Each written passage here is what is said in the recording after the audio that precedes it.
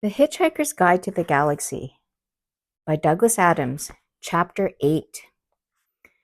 The Hitchhiker's Guide to the Galaxy is a wholly remarkable book. It has been compiled and recompiled many times over many years and under many different editorships. It contains contributions from countless numbers of travelers and researchers. The introduction begins like this. Space, it says, is big, really big. You just won't believe how vastly, hugely, mind-bogglingly big it is. I mean, you may think it's a long way down the road to the chemist, but that's just peanuts to space. Listen, and so on.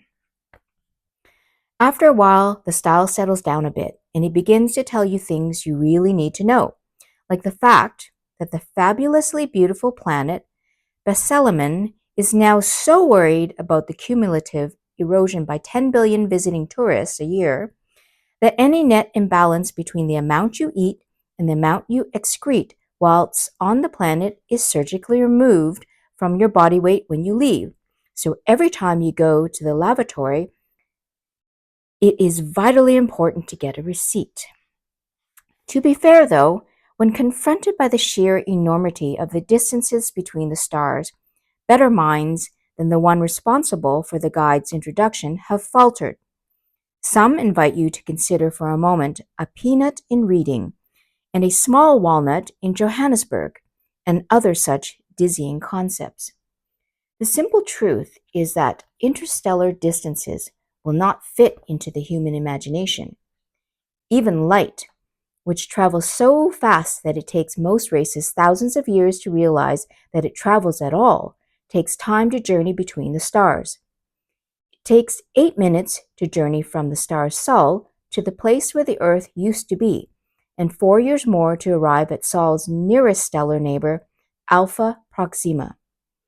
For light to reach the other side of the galaxy, for it to reach Damogran, for instance, takes rather longer, 500,000 years. The record for hitchhiking this distance is just under 5 years, but you don't get to see much on the way.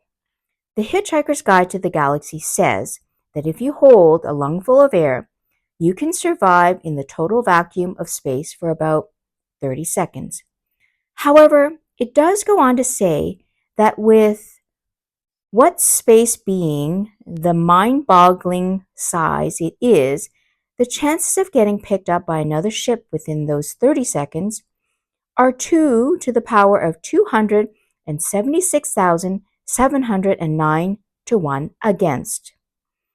By a totally staggering coincidence, that is also the telephone number of an Islington flat where Arthur once went to a very good party and met a very nice girl whom he totally failed to get off with. She went off with a gatecrasher.